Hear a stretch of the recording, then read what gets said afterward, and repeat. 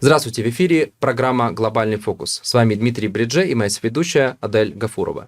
Сегодня мы обсудим тему, актуальную для многих граждан Российской Федерации, а именно, что связано с экономическими показателями и также, что связано с российской экономикой, как ограничения и санкции повлияли на российскую экономику, какая политика будет вестись со стороны Центрального банка Российской Федерации и как дальше будет обстоять ситуация, экономическая ситуация в России. С нами известный экономист и финансовый аналитик Владимир Ливченко, который поможет нам разобраться в вопросах, связанных с российской экономикой, и какие дальше прогнозы ожидаются. И, конечно, первый вопрос к Владимиру связан именно с экономикой России. Как вы охарактеризовали нынешнее состояние российской экономики, какие ожидаются прогнозы и что дальше мы можем ожидать с точки зрения государственной политики? Как государство будет дальше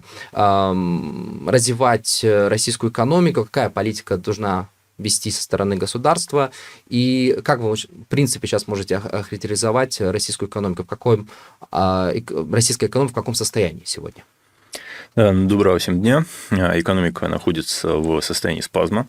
На какой-то, причем спазм этот абсолютно управляемый. К сожалению, у нас действительно экономические власти работают, надо назвать вещи своими именами, спустя рукава. И вот та искусственная паника, которая нагнетается активно примерно наверное, где-то с середины весны текущего года, она была полностью пропущена. И мы видим достаточно серьезное давление на российский финансовый рынок. Мы видим попытку буквально уничтожить российский долговой рынок. Фондовый рынок в нашей стране играет, в общем, незначительную роль. Это не Соединенные Штаты, где от него зависит буквально все. А долговой рынок – это база, и база везде.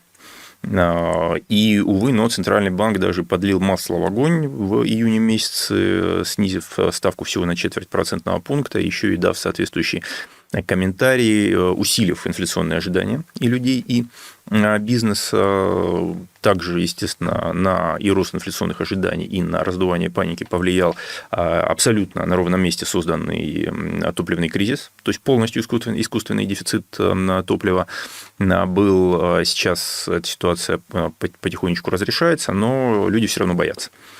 Причем этот дефицит топлива был виден заранее, и, к сожалению, увы, никто с этим ничего не сделал. Вот это вот очень большая проблема. И, в принципе, если мы посмотрим на вообще всю историю развития российской экономики и ее управления со стороны регуляторов, других государственных органов, то, увы, у нас вообще, в принципе, отсутствует антикризисное прогнозирование, отсутствует антикризисное управление и действует по известной русской поговорке: пока гром не грянет, мужик не перекрестится. То есть, даже когда видны тучи, что уже вот-вот сейчас начнется гроза, но прям вот стоят и смотрят: о, громыхнуло, да ладно. А давайте-ка вот надо, наверное, все-таки что-то делать. Но пока еще не поздно. Вроде бы вот действительно ЦБ снизил ставку немножко. Рынок не ждал снижения, более того, рынок по-прежнему еще не снимает с повестки повышения ставки даже дальше, чего, в общем, конечно, делать нельзя, особенно в текущих условиях. Какие достижения были вот за последнее время? Прежде всего, конечно, это довольно эффективная борьба с оттоком капитала. Собственно, проблема российской экономики базовая – это постоянное бегство капитала из страны, и которая с началом СВО только усилилась. И только вот с января 2005 года власти взялись за этот вопрос. Это, в принципе, проблема не только российской экономики, это проблема вообще всех стран, правда, за исключением стран Запада. То есть, капитал бежит отовсюду. А разве в Китае такая тематика актуальна с точки зрения того, что есть ли отток вообще капитала? Колоссальный. Из Китая? Просто колоссальный. Да вы что? Вы думаете, просто так китайцы запрещают криптовалюты? Нет. Отток капитала из Китая колоссальный. Народный банк Китая, естественно, как-то эту историю модерирует, но все равно тяжело. То есть, мы же видим, какой размер профицита торгового баланса в Китае, и видим размер резервов Китая. Можно просто посчитать разницу. А разве такая же тематика с точки зрения того, что государство всегда реагирует на те или иные события, как бы через какой-то период времени, только там через дни, мы знаем, это всегда было, происходило, вот мы это наблюдаем там в течение нескольких лет. А разве раньше, во времена, не знаю, Российской империи, либо Советского Союза, какая была экономическая политика? То есть насколько там, Советский Союз мог решать те или иные экономические вопросы мгновенно с точки зрения реагирования, с точки зрения решения тех или иных вопросов. И вот как России, вот действующей России, можно научиться из опыта прошлого, опыта там, Российской империи, Советского Союза, чтобы выстроить правильную экономическую политику, чтобы Россия развивалась, чтобы жители чувствовали, что государство думает о них, ухаживает за ними, помогает им, реализует те или иные задачи для того, чтобы страна процветала. Но власти должны создавать условия. Угу. Да, как говорится, надо давать удочку, а не рыбу.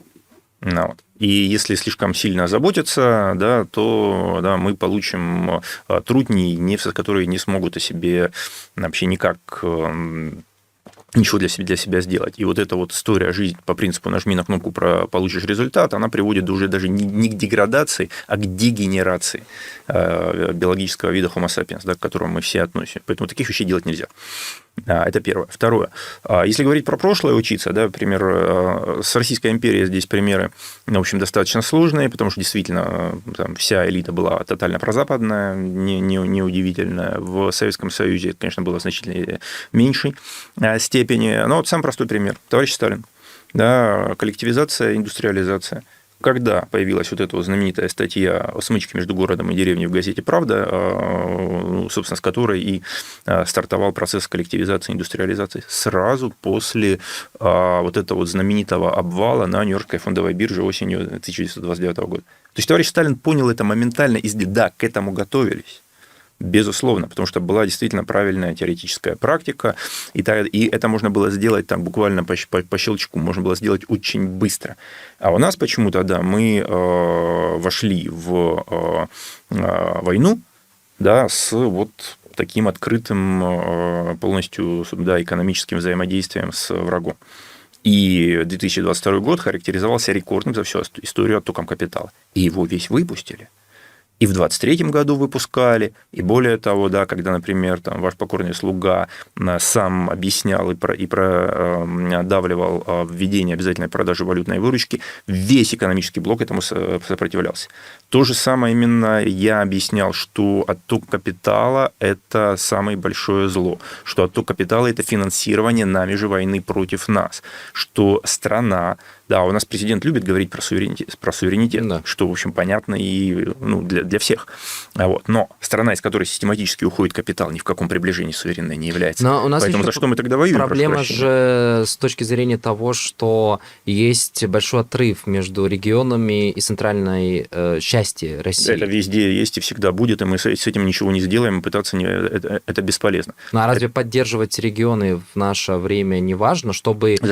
Каким образом? За счет чего? Для чего поддерживать? Научные центры какие-то открывать, реализация тех или иных государственных задач и проектов. Да, но только тогда нужно создавать соответствующие условия и уровень жизни, что при текущем населении Российской Федерации невозможно. Вы в одном из последних материалов написали, что Банк России снизил ставку против своей воли. Да. Что фактически заставило регулятора пойти на этот шаг? Это охлаждение спроса, проблема долгового рынка или состояние государственных финансов и нарастающее давление на реальный сектор экономики? Но первое, нарастающее давление на реальный сектор экономики со стороны процентной ставки вызвано самим этим реальным сектором и финансовой системой, которая долгое время сама себя вводила в заблуждение и вводила в заблуждение финансовый сектор, что те изменения денежно-кредитной политики, которые мы видели за последние годы, а у нас впервые за несколько десятилетий реальная процентная ставка, то есть номинальная за вычетом инфляции, стала положительной, что способствовало только началу формирования внутреннего инвестиционного ресурса, без чего невозможен внутренний рынок, как мы понимаем. А финсистема к этому не привыкла, потому что она выстраивалась, естественно, для того, чтобы вся наша страна работала на Запад, с которым мы воюем, да, все последние годы. Это не просто война, она носит экзистенциальный характер. Поэтому реальный сектор здесь виноват сам. Это первое. То есть по причине собственной некомпетентности и доверчивости чрезмерной тем, кому доверять нельзя. Нет, Центральному банку просто объяснили, что если они будут и дальше заниматься преступной халатностью и вообще не смотреть на то, что происходит быть даже на финансовых рынках, не говоря уже про реальную экономику, ну, тогда их, ну, как минимум отправят в отставку. Ну, потому что если вообще-то наш центральный банк еще в июне месяце должен был не просто, ну, то, что они понизили ставку на 0,25% пункта в июне, к этому вопросов меньше, но те комментарии, которые они выдали, это, конечно, они просто сами добавили паники на наш финансовый рынок, то есть они здесь работали, по сути, на врага. А они должны были выйти уже даже с покупкой длинных облигаций федерального займа, чтобы сбить эту панику, и не просто словами, а конкретными делами.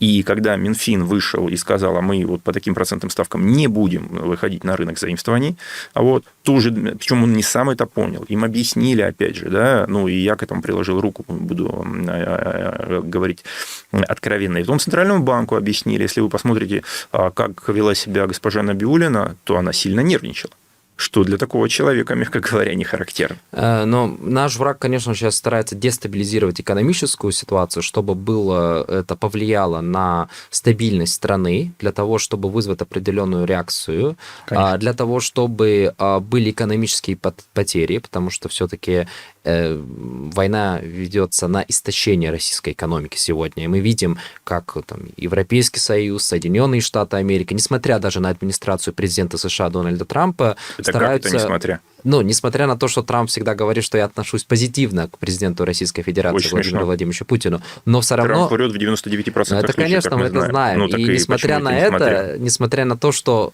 с нашей стороны тоже там Песков и некоторые представители госорганов говорят, что мы позитивно относимся к Трампу. Несмотря на это, все равно вводятся по отношению к России ограничения, санкции.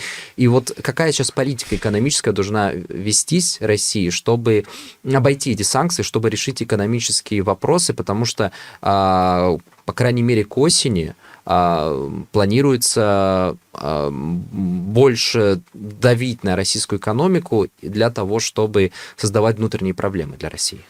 Ну, первое, нужно не допускать той паники, которая есть, которую раскручивают в том числе значительно, ну, и наши с вами коллеги, да, причем по собственной глупости, не понимая, что происходит, просто гонясь за хайпом. Этим нужно заниматься прежде всего. То есть должна быть грамотная информационная пропаганда и подача информации грамотная. Это первое. Затем, ну, что санкции? Мы встроены в глобальную экономику. За вот эти 4,5 года мы, в общем, достаточно неплохо приспособились к тем санкциям, которые есть. Придумать какие-то более серьезные санкции уже просто невозможно. Нам нужно бить по их экономикам. По Соединенным Штатам нам бить, в общем, достаточно сложно. Это мы можем делать только через как раз-таки снижение оттока капитала и через возврат капитала ранее выведенного. Да, а за последние 35 лет было выведено просто колоссальные суммы, там триллионами исчисляется в долларовом эквиваленте. А им нужен приток капитала. И, собственно, вот эта вот вся история, вот этот вот дух Анкориджа, он-то базируется на том, что и Соединенным Штатам, и нам нужна более слабая Европа. Соединенным Штатам для того, чтобы они нуждаются просто критически в притоке капитала, который в живом виде есть только в Европе, больше его в мире нигде просто так нельзя взять, и им нужны технологии, им нужны специалисты, им нужна промышленность, а нам, соответственно, нужно их ослабить для того, чтобы они не смогли с нами воевать. И здесь второй фронт, который они сами же открыли в Персидском заливе, нам очень кстати.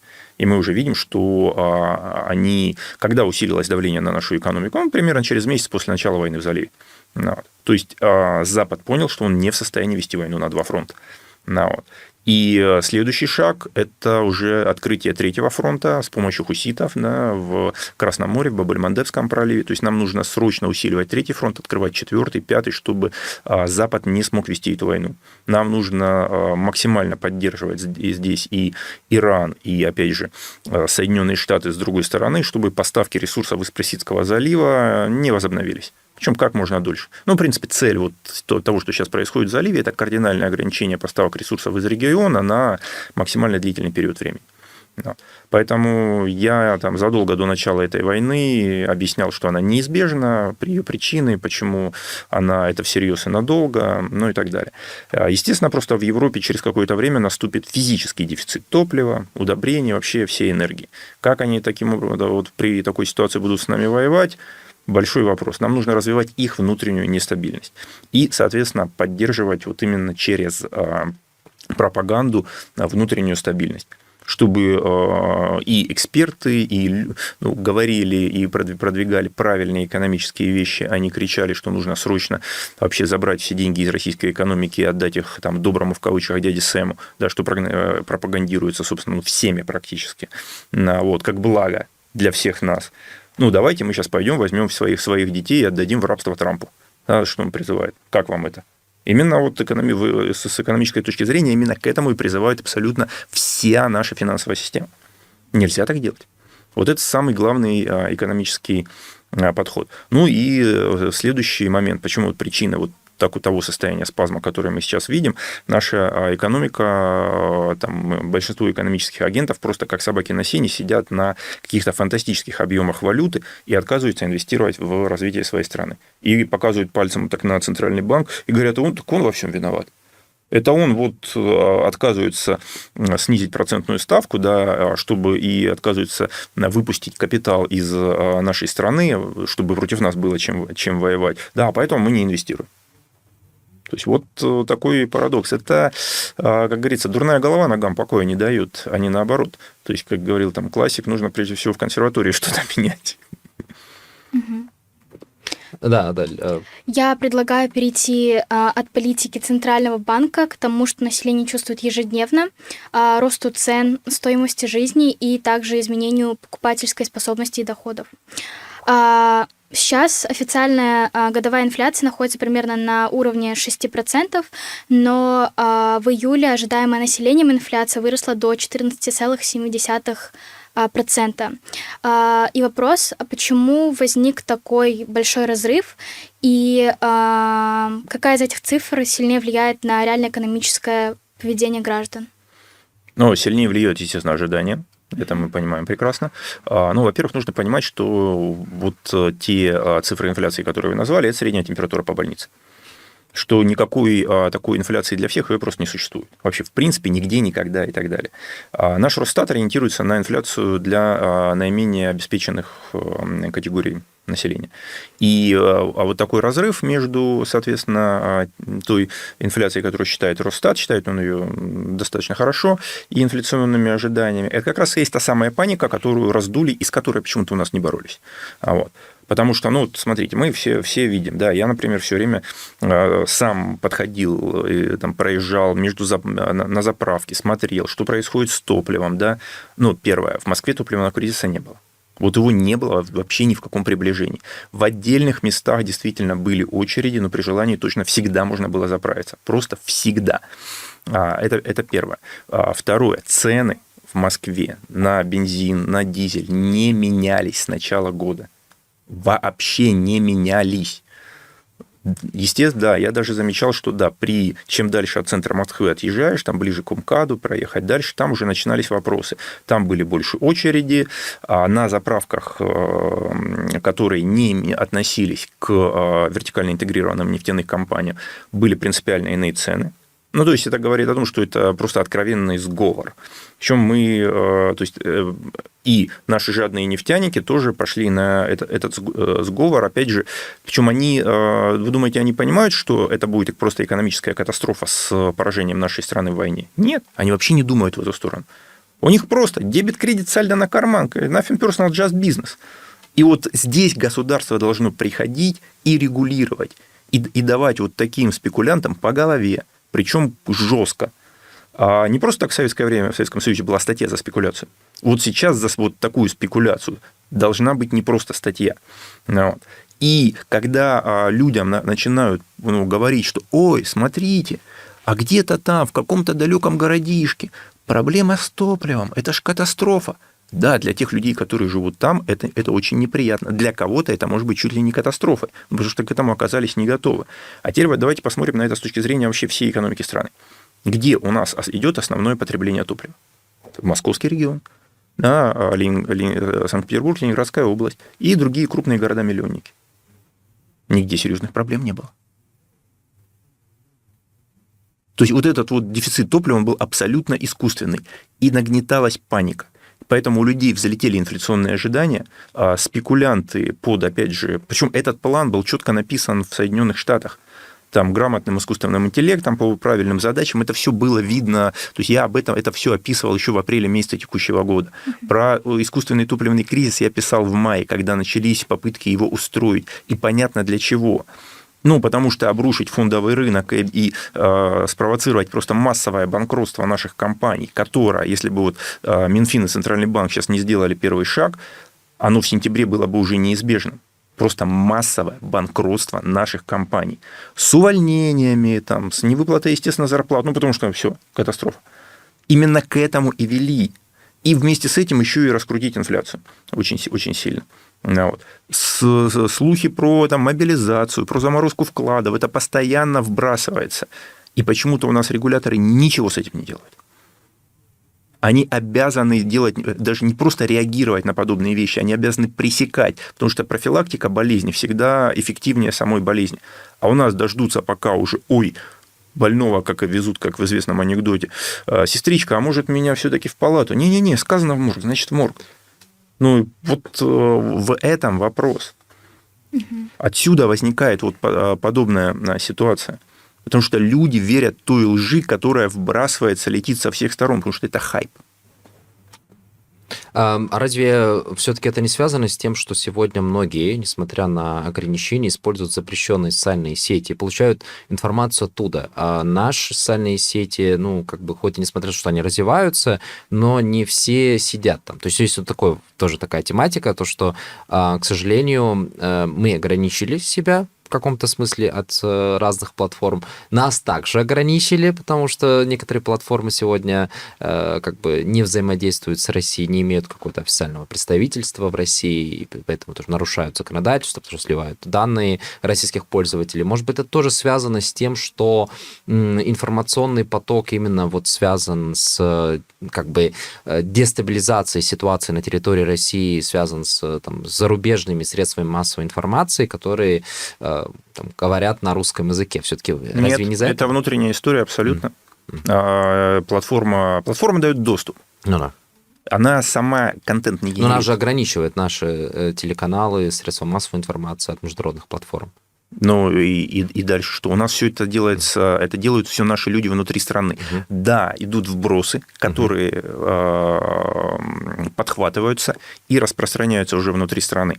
И у нас нет противодействия практически.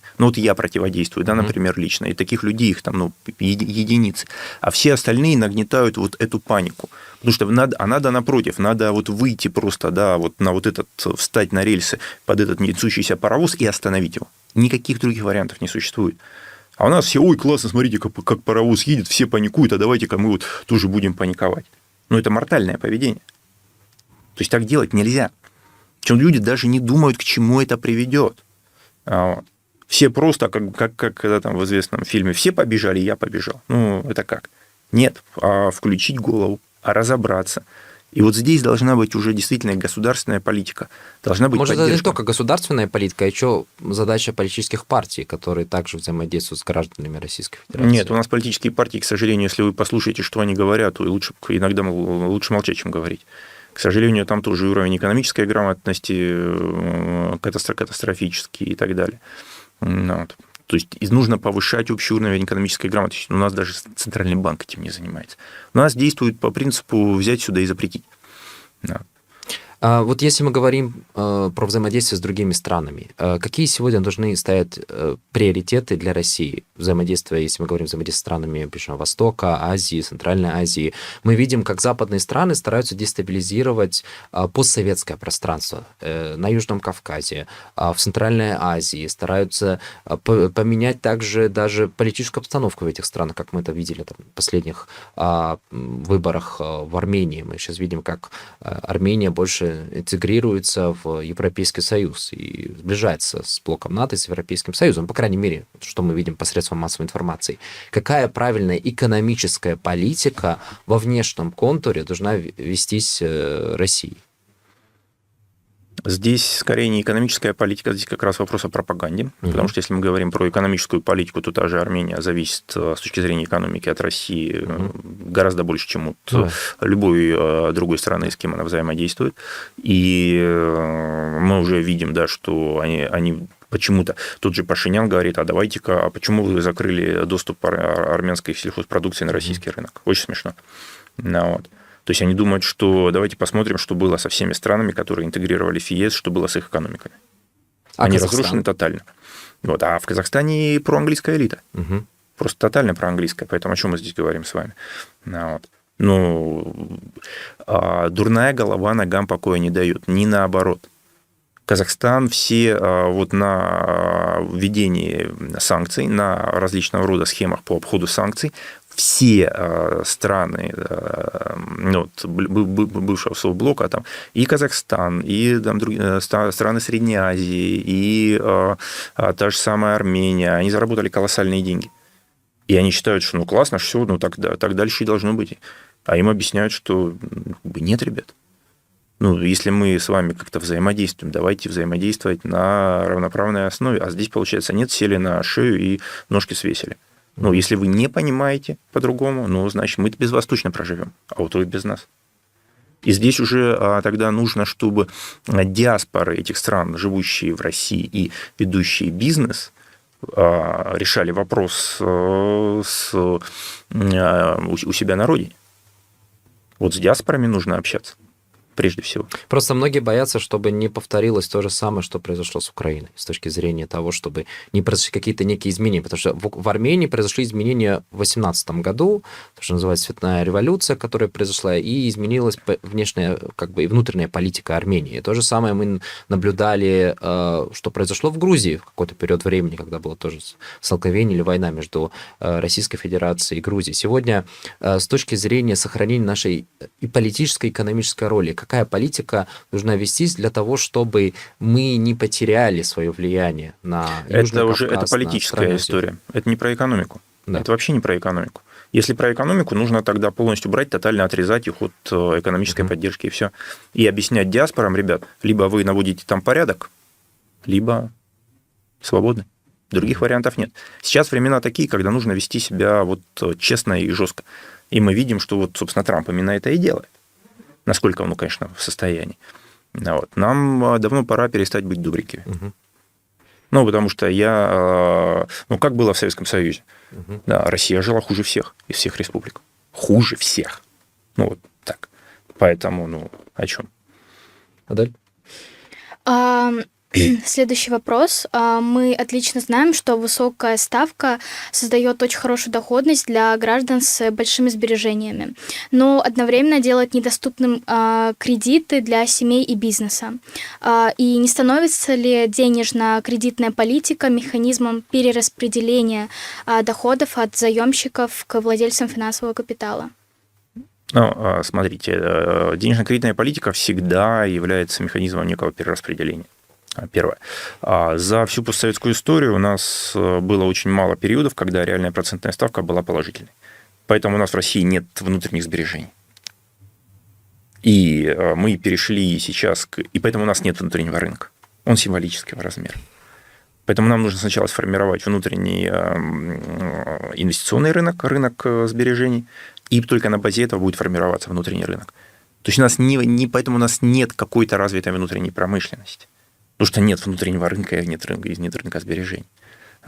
А как вы когда у вас реальная процентная ставка нулевая или отрицательная, то кто в здравом уме будет откладывать деньги на будущее и инвестировать? Люди очень хорошо это чувствуют, даже если они экономически безграмотны. Вот. И здесь у нас просто бизнес привык вот таким образом эксплуатировать все население.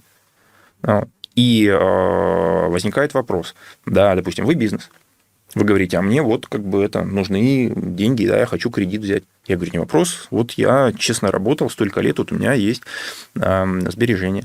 Да, ты сколько готов вот мне, какой процент заплатить?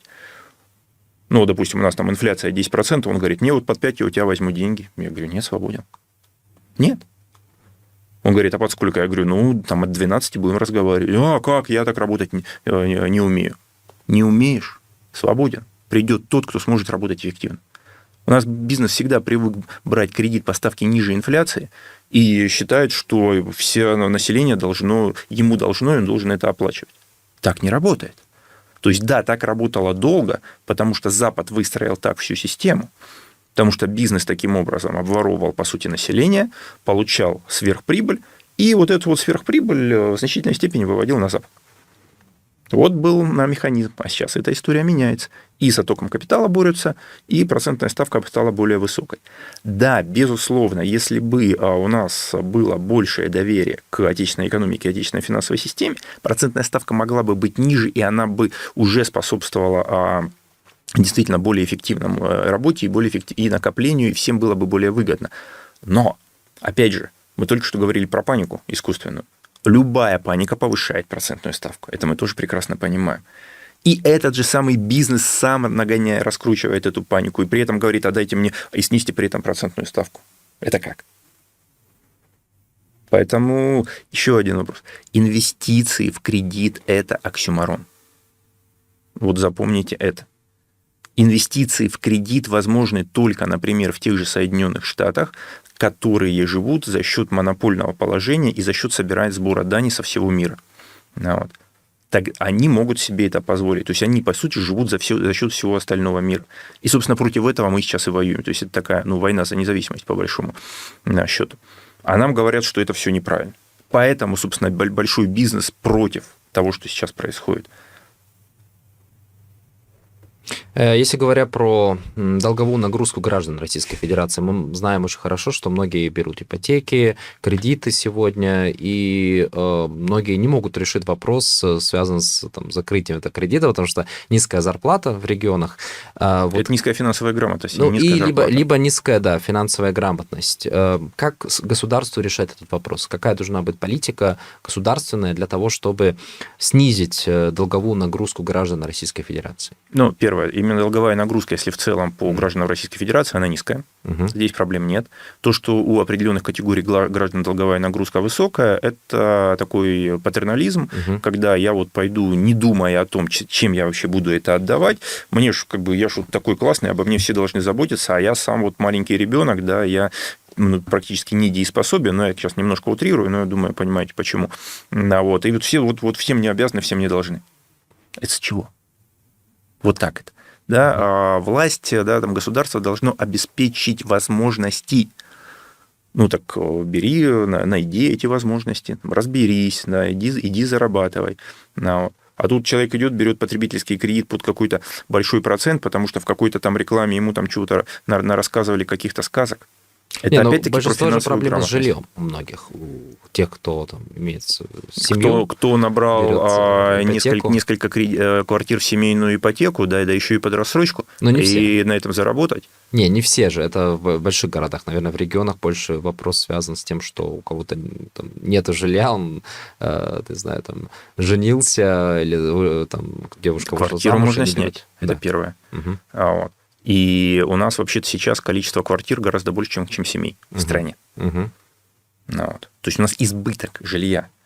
А то, что Но стоимость же выше, чем во многих странах. Смотря где, у нас и качество жизни немножко другое. То есть, если вы говорите про доступность ипотеки, так это вообще не показатель. Понятно, что в Соединенных Штатах доступность ипотеки будет меньше, потому что там весь мир платит дань Соединенным Штатам через их финансовую систему сейчас. Поэтому там будет, да, другая. А у нас, естественно, льготной ипотекой разогнали цену. Льготная ипотека понизила доступность недвижимости в результате. То есть нельзя таких вещей делать.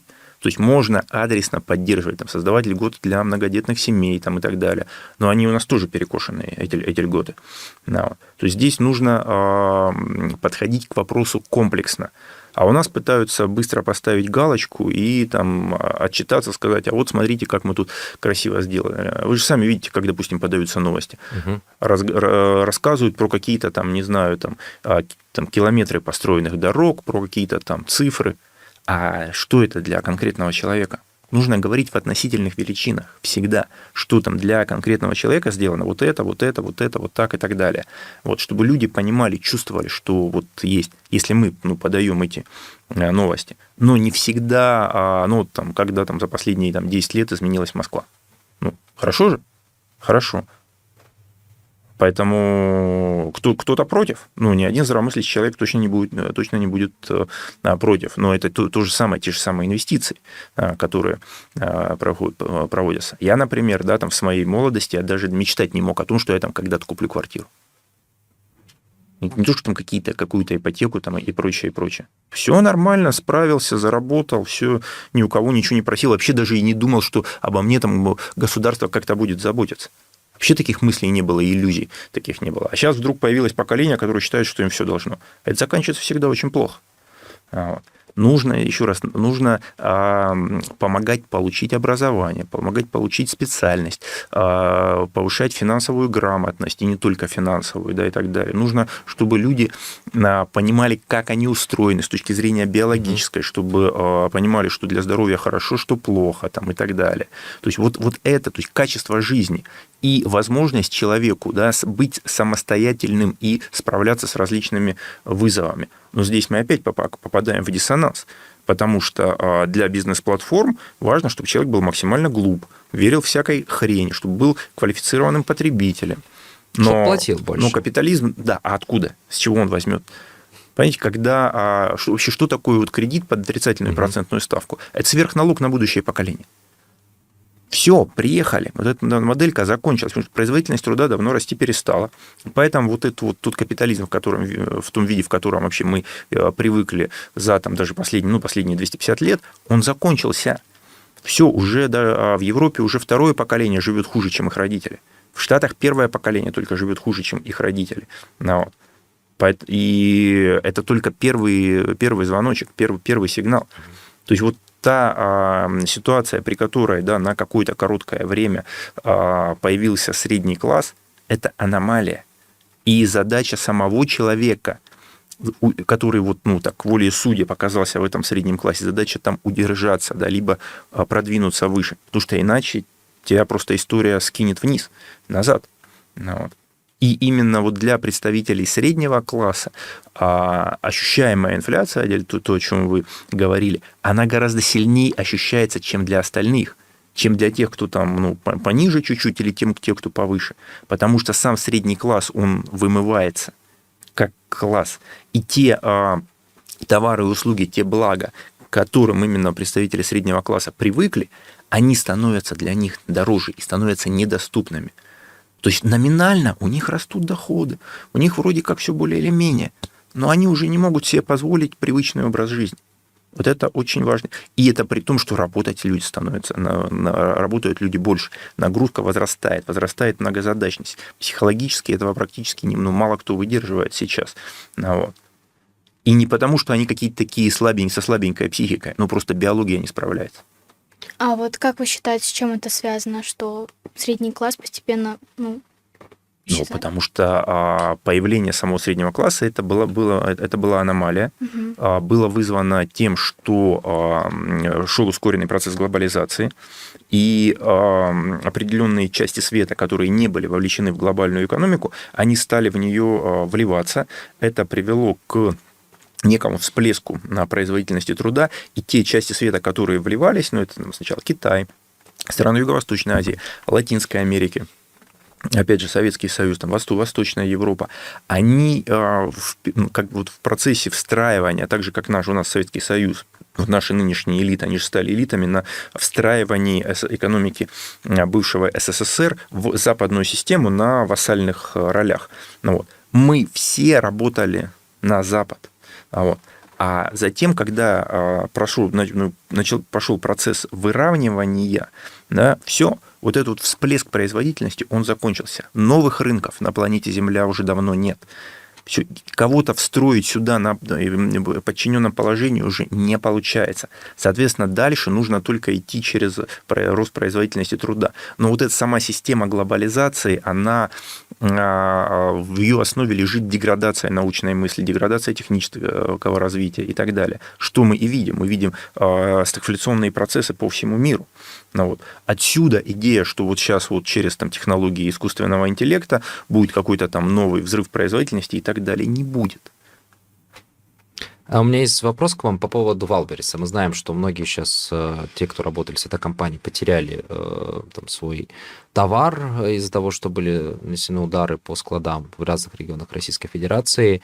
Вот сегодня компания как должна вести политику свою по отношению к тем, кто потерял свой товар, потерял деньги, то есть как решаться должен вопрос на государственном уровне, либо даже со стороны компании, потому что этот вопрос сейчас очень сильно обсуждается в социальных сетях, постоянно обсуждает тему будущего этой компании и также будущего того, что смогут ли люди, те, которые там, потеряли свой товар, получить какие-то компенсации со стороны компании, либо со стороны государства. Но я считаю, что не должно быть компенсации ни со стороны компании, ни со стороны государства, вот именно в широком смысле.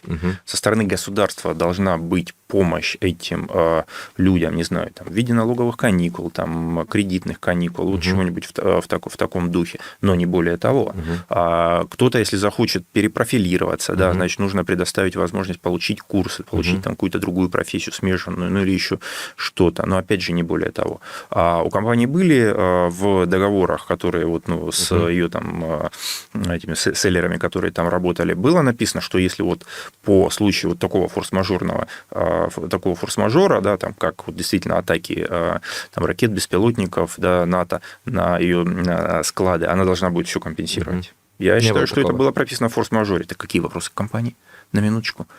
А вот то, что в планах Запада, о которых я говорил, и это просто они писали даже откровенно, что будут обязательно попытки устроить дефицит в России через удары по различным вот таким логистическим центрам, это было. Почему их не защищали? Вопрос открытый. Вот. Это должно... И здесь, как бы, конечно, компания вместе с государственными органами должна была заранее к этому подготовиться. Но точно так же, как история с топливным кризисом. Но это уже другой вопрос на самом деле. Вот. Ну, и я, например, да, являюсь таким известным противником доставки, потому что я против жизни по принципу «нажми на кнопку, получи результат». По понятным причинам. Это ведет к деградации. То есть человек просто вообще даже не понимает, что ему делать. Он в конечном итоге, прошу прощения, уже забудет, как ему пойти в туалет самому сходить. Но многие же как бы там, губернаторы, мэры, в принципе, если мы посмотрим на регионы, убрали тему в принципе, существования рынков, традиционных рынков, если вы посмотрите, они, в принципе, пропали. То есть в какой-то период времени они были, не знаю, там 2012, 2013, 2014, потом они резко пропали. Все начали переходить на Валберес, Озон, Яндекс.Маркет, на маркетплейсы, плюс еще начали создавать специальные места для продажи. И это стало усложнять ситуацию для многих продавцов, потому что надо как бы все официально стало. Раньше они как-то обходили, не платили налоги, обходили там налоговую систему. И вот это тоже усложняет задачу. А какая вот сегодня политика должна вестись экономическая, именно, там, не знаю, с малым и средним бизнесом для того, чтобы улучшить экономическую ситуацию в стране? Ну, смотрите, как мы видим, в текущей ситуации малый и средний бизнес не совсем нужен для государства. И вот подобные, если мы говорим про подобные маркетплейсы, что мешает, да, например, компании, да, даже которая, может быть, ну, будет являться даже частью маркетплейсов, ну, или не обязательно, просто делать все то же самое, но более централизованно, ну, к примеру, чем вот разделять вот этим всем маленьким. А эти все люди будут работать на... ну, не знаю, там, ну, грубо там на зарплате или еще как-то. То есть нам нужно, ну, естественно, в условиях текущего времени возрождать госплан. Нет никаких других вариантов. И это будет повышать производительность. Нам надо менять полностью экономическую модель, потому что мы до сих пор живем по модели реформ Егора Гайдара. То есть это та же экономическая модель 90-х. Конечно, надо менять, естественно. И у нас нет просто других вариантов. Ну, это слова совсем нет. Ну, и нужно идти, и это будет повышать и экономическую эффективность, но здесь тоже нужно задавать вопрос, а экономика, она зачем? Она что, сама для себя? Вот люди, которые живут внутри финансовых рынков, они на полном серьезе считают, что вот, это вот единственный бог. Все. Вот рост котировок – это высшая, и не просто высшая, это единственная ценность. Ну, это же как бы идиотизм, прошу прощения. Но. То есть это для чего? Это для того, чтобы люди жили лучше. А лучше это как? Это вот зачем? То есть, если у тебя там есть, допустим, там машина или даже там 2 машины на семью, у тебя достаточно квадратных метров, все, ты можешь дать детям нормальное образование, дальше-то чего? Тебе нужно обязательно там ездить не на Volkswagen, а на Bentley, иначе ты считаешь себя убогим. А именно в этом, ну, как бы западная мысль двигает. Но это же связано больше тоже с теми трендами, которые наблюдаются в социальных сетях, потому что сегодня очень сильно социальные сети влияют на молодежь. То есть сегодня все следуют за тренды, за западной моделью жизни. Это не только в России, это даже в восточных странах. Если мы посмотрим сегодня на там еще сильнее. Такие страны, как Королевство Саудовской Аравии, там Бахрейн, Кувейт. Сегодня общество в этих странах очень поменялось. Традиционное общество, восточное сегодня, поменялось. Даже если посмотреть на Россию, Россия тоже поменялась в 90-х. То есть проблемы, связанные с демографией, актуальные сегодня, проблемы, связанные с высоким процентом разводов на территории Российской Федерации, то есть разводятся люди все чаще, больше. Это не только, конечно, в России, но и в европейском, в принципе, пространстве. Вот, и это тоже связано с экономикой во многом, потому что не могут договориться там, пары, чтобы решить те или иные экономические вопросы. Это связано не с экономикой, а связано с отношением к экономической ситуации. Это 2 большие разницы, как говорят в Одессе. Вот. И вот этим нужно заниматься. Нужно, чтобы было модным, да, и чтобы почетно было быть образованным, культурным, да, а не просто иметь вот там здоровым, кстати. Да, во всех смыслах. А сейчас понятно, что проще всего подвести все там, у кого больше там, денег на там, банковском счете, или у кого там круче машина и так далее. Это все понятно, такое было, есть и будет. Но нужно идти дальше. В советское время было модно действительно быть ученым. Это было Но мы сейчас круто. не видим наших ученых, профессоров. А потому что это невозможно создать. Вот ученого вы вот так не создадите. Но мы знаем, что из нашей истории, что это вот как раз то, что мы можем делать лучше других вообще во всем мире. Именно вот этим нужно развиваться. Слушайте, есть простая даже вот поговорка там, тех же там англичан, американцев, которые говорят, если нужно сделать 10 простых одинаковых вещей, да, это сделают лучше и дешевых, это сделают лучше всего китайцы. Если нужно сделать что-то сложное технически, это сделают японцы или лучше немцы. Но если надо сделать невозможное, это сделают только русские. Так какого лешего, прошу прощения, мы занимаемся, конкурируем с роботами-китайцами? Какой нам это надо? Но нам надо делать невозможное. Задачу, типа использование роботизации тех или иных отраслей, использование искусственного интеллекта. Об этом даже президент Российской Федерации говорил Владимир Владимирович Путин, что нам надо использовать искусственный интеллект для того, чтобы развивать экономику. Поэтому тут тоже вопрос именно к государственной политике. Экономику развивать, безусловно, надо, потому что в любом случае нужно там повышать уровень жизни. Здесь есть, у нас точно есть куда двигаться. Но параллельно должна быть как раз-таки вот идея, чтобы у нас было большее развитие науки, образования и так далее. Вот. Мы уже видим, да, что как там совсем недавно был медицинский туризм из России, там, не знаю, там, в Германию, в Израиль, там еще куда-то. Сейчас мы видим медицинский туризм сюда. Это уже важный момент. Причем государство для этого ничего не сделало, по большому счету. Хотя, если брать общий уровень, да, возможности медицинского обслуживания вот по там, обязательному медицинскому страхованию, достаточно просто прийти в поликлинике сейчас и вспомнить то, что было 10 лет, 20 лет назад. Да, естественно,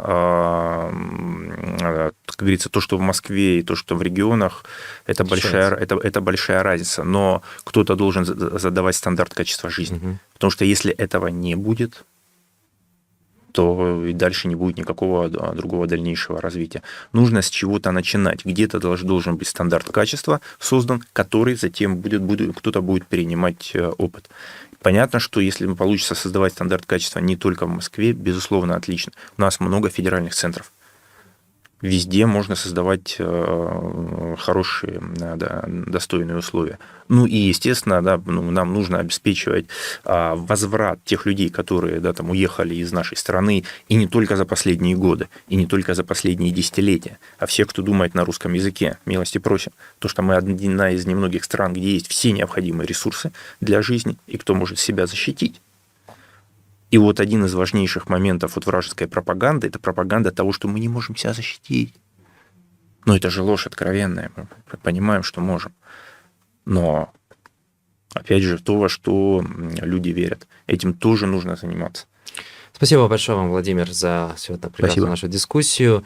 И, конечно же, надеемся, что наша страна будет процветать, наша страна будет развиваться в экономическом смысле, потому что сегодня ведется война против нашей экономики, и сегодня зависит во многом ситуация в нашей стране от всех нас, от предпринимателей, от преподавателей, от тех, кто занимается и выступает в средствах массовой информации, которые рассказывают о ситуации в экономике и в политике, потому что именно сегодня ведется информационная война против России, поэтому важно, чтобы люди, эксперты, те, кто участвует в разных политических дискуссиях, говорили о реальной ситуации в стране, обсуждали и поднимали тему того, что нужно государству делать для того, чтобы жизнь людей в стране улучшалась, для того, чтобы развивался средний и малый бизнес, также чтобы больше открывалось заводов, и для того, чтобы также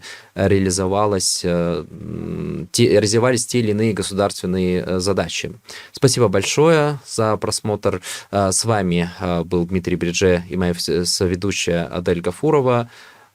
Ждите следующий выпуск. Вы были на программе «Глобальный фокус». Добро пожаловать в мир прогрессивных решений и надежных партнеров. «Аврора» представляет компанию «Акнотика», меняющую правила в мире оконного сервиса и следующую тем же ценностям, что и коллектив нашего информационного агентства. «Акнотика» — это новое слово в остеклении объектов любой сложности. Прямая связь с руководителем. Честность, надежность и открытость команды которого меняют индустрию установки окон, предлагает двойной срок службы конструкций по цене прошлого года. Пригласите для расчета стоимости специалистов 3 компаний, и вы поймете, почему окна «Акнотика» доступнее, чем кажутся. А гарантия 10 лет – не единственное преимущество соблюдения нами всех строительных норм и правил. «Акнотика» – надежно, доступно, в срок. Ссылка в описании.